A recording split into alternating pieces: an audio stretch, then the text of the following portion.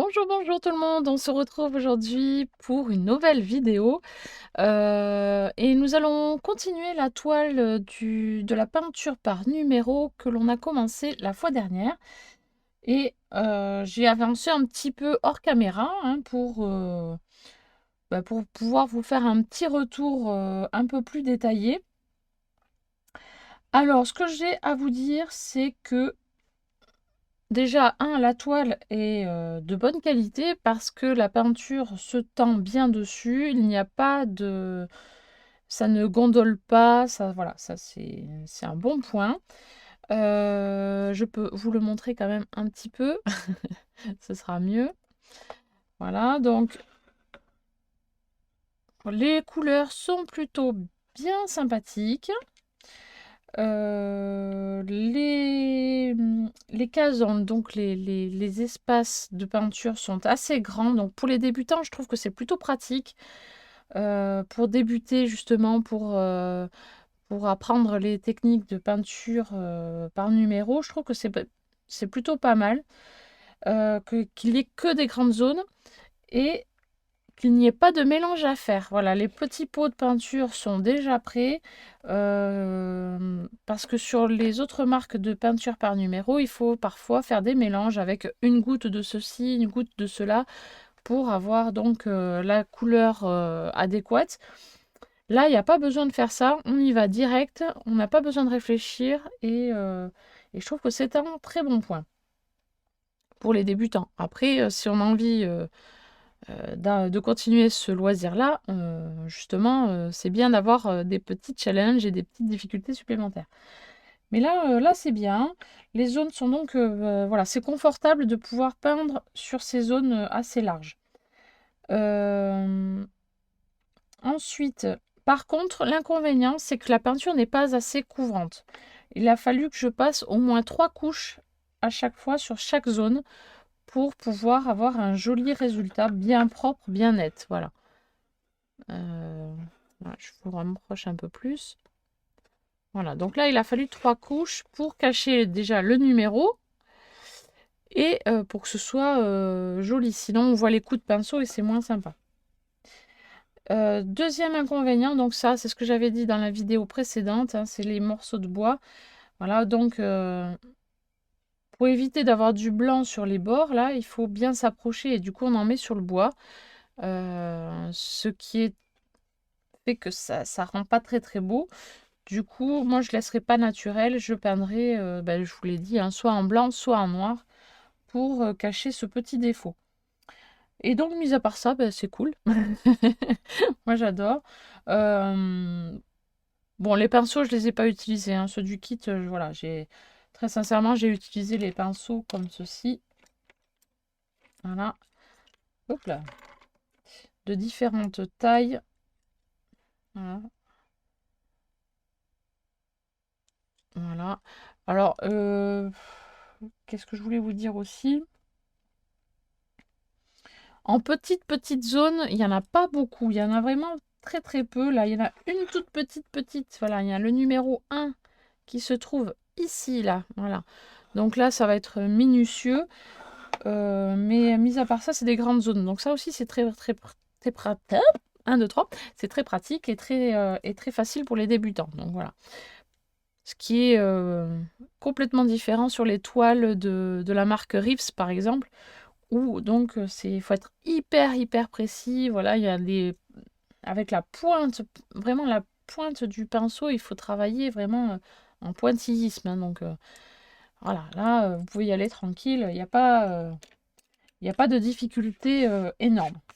Allez, on va continuer, on va se donner une zone supplémentaire pour aujourd'hui. J'ai pas décidé quelle couleur encore. Voilà. Euh, je vais peut-être finir la feuille ici avec vous et faire la zone ici ronde. Voilà. Alors, je vais juste faire une petite pause pour bloquer le zoom. Alors, allez, c'est parti. Donc là, la zone de la feuille, c'est le numéro 9. Donc, ça va être un vert. Donc, le vert ici intermédiaire. Et puis on va y aller tranquillement, hein.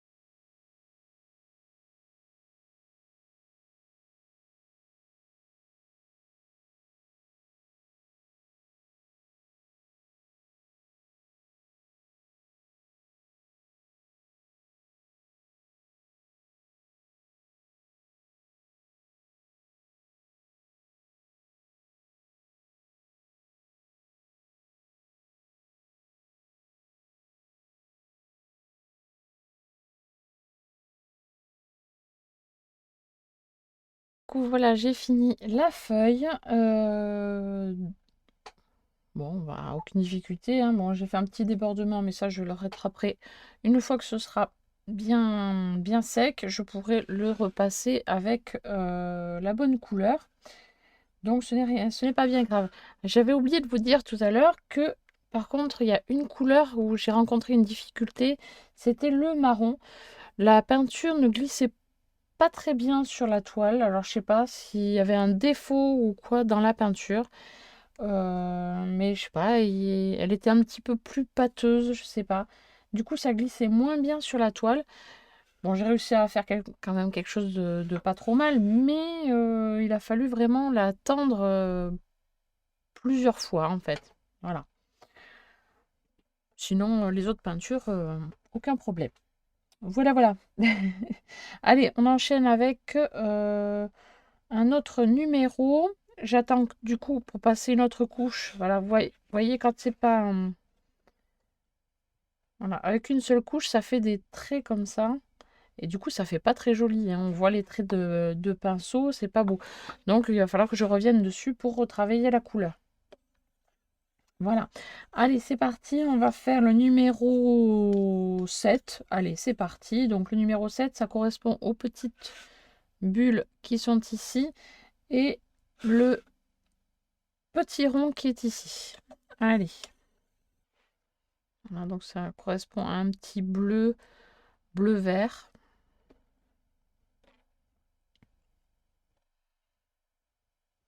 Allez, go.